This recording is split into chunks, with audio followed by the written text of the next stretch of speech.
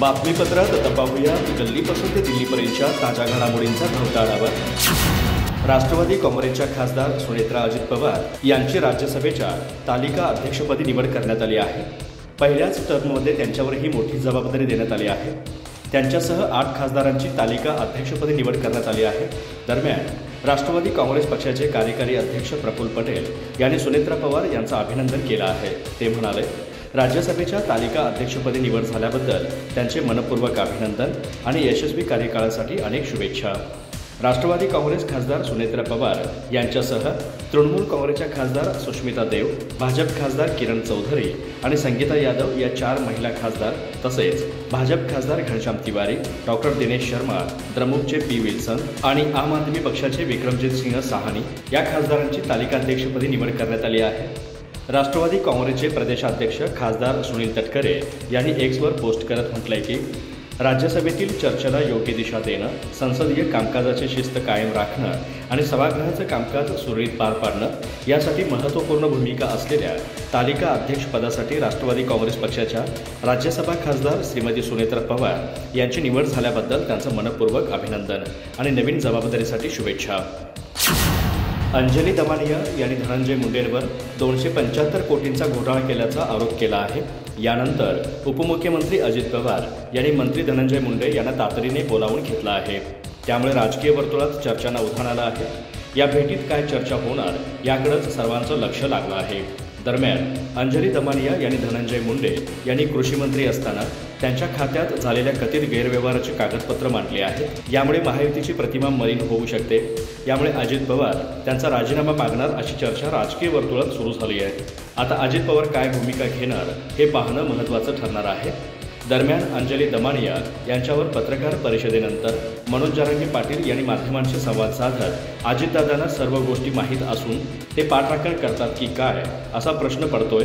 पापी लोकांची पाठराखण करण्याचं काम अजित पवार आणि देवेंद्र फडणवीस यांनी करू नये असं म्हटलंय।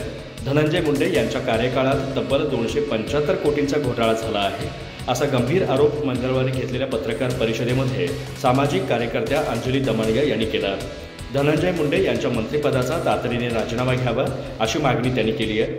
लाभ हस्तांतर योजनेतील कथित भ्रष्टाचार प्रकरणी दमानिया यांनी पोलखोल केली आहे। या योजनेअंतर्गत सरकार जे पैसे देतं त्या योजनांचा दुष्परिणाम होतोय, त्या योजना लाभार्थ्यांपर्यंत पोहोचत नाहीत म्हणून मोठ्या प्रमाणात भ्रष्टाचार होतो असा दावा दमानिया यांनी केला।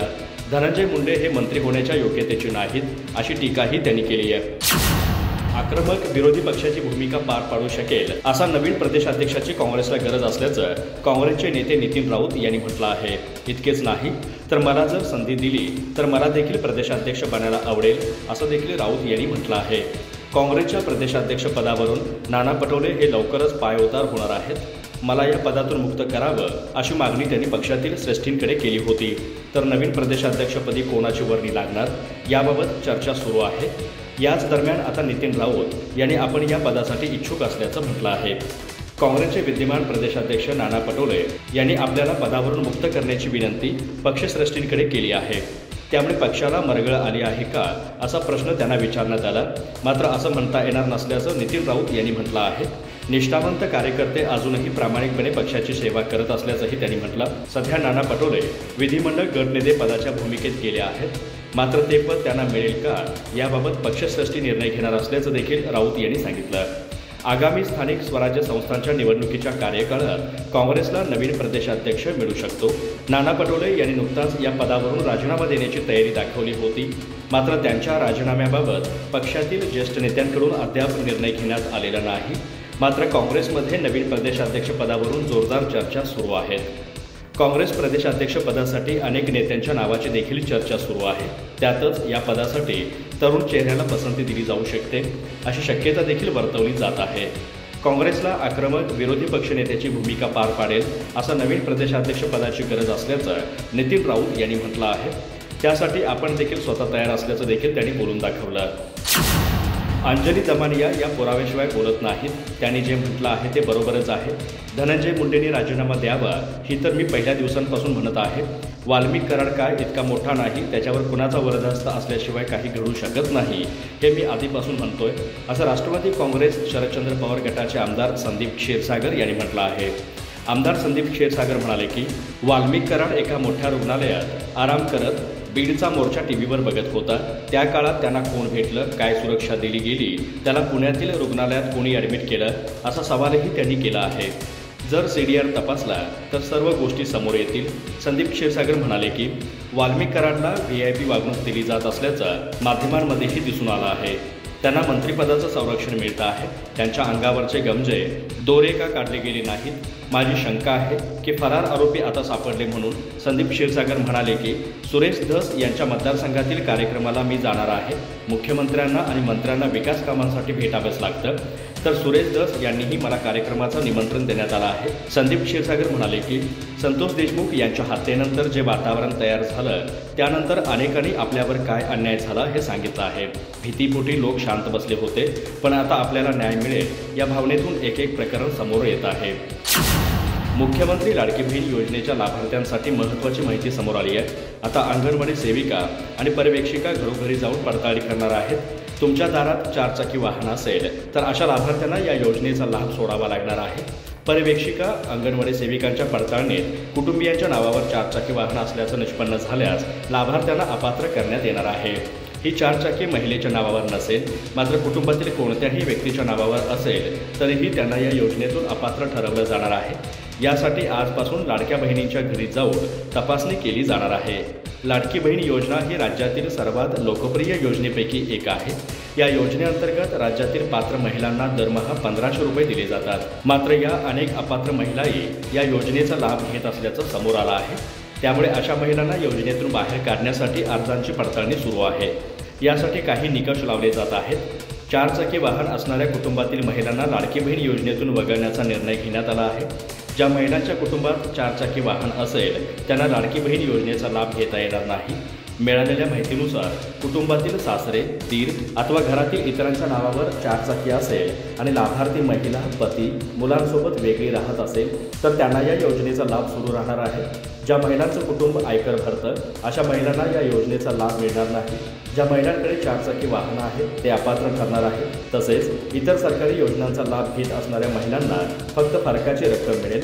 ज्या महिलांच्या बँक खात्यावरील नाव आणि आधार कार्डवरील नाव वेगवेगळं आहे अशा महिला देखील अपात्र होणार आहेत।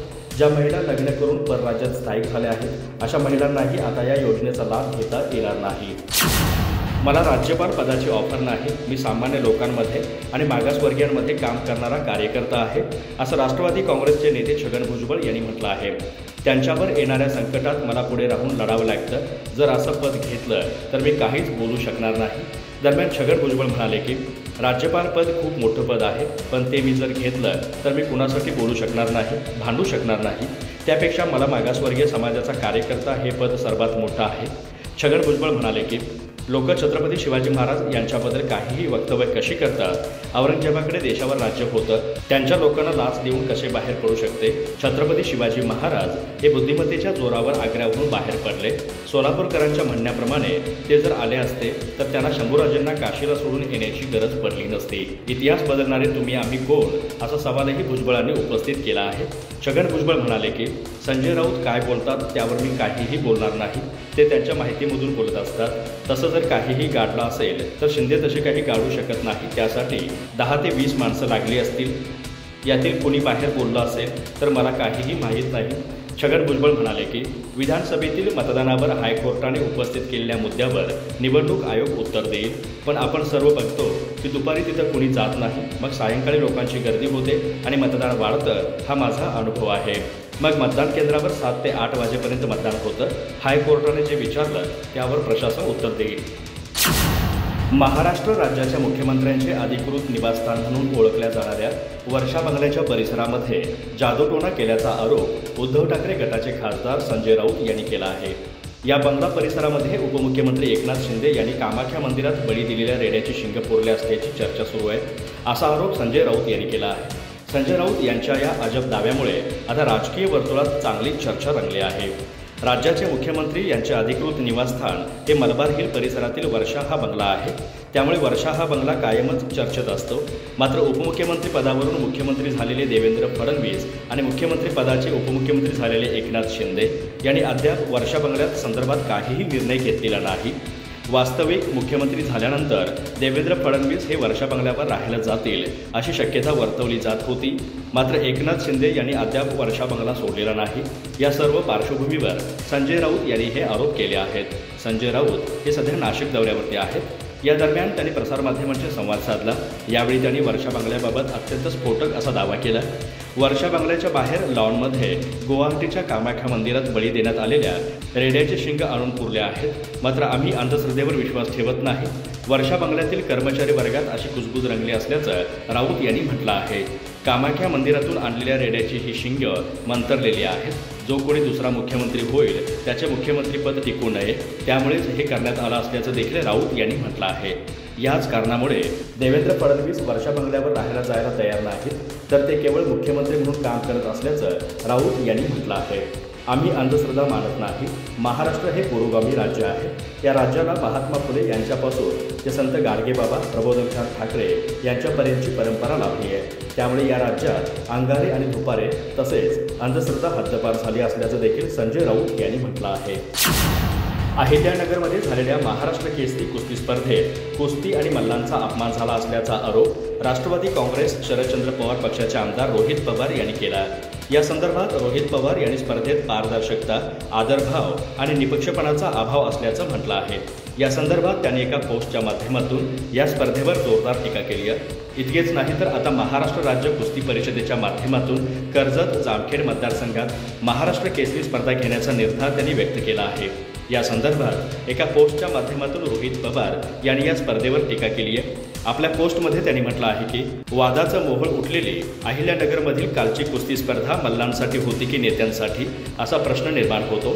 या स्पर्धेतील काही नियम अजब गजबच होते। अनेक मल्लांना संधी मिळाली नाही। शिवाय माजी महाराष्ट्र केसरी पैलवानांना कोणताही मानसन्मान न मिळाल्याने त्यांना अवमान सहन करावा लागला। केवळ राजकीय नेत्यांचीच या स्पर्धेवर छाप असल्याने या नेत्यांसाठी अनेक कुस्त्यांच्या वेळाही बदलल्या। एकूणच काय तर ही स्पर्धा कुस्तीची आणि पैलवानांची चेष्टा करणारी होती। कुस्तीतील पारदर्शकता, आदरभाव, निष्पक्षपणा आणि खेळाडू वृत्तीचं काल चितपट झाल्याचं चित्र दुर्दैवानं अवघ्या महाराष्ट्राला उघड्या डोळ्यांनी बघावं लागलं।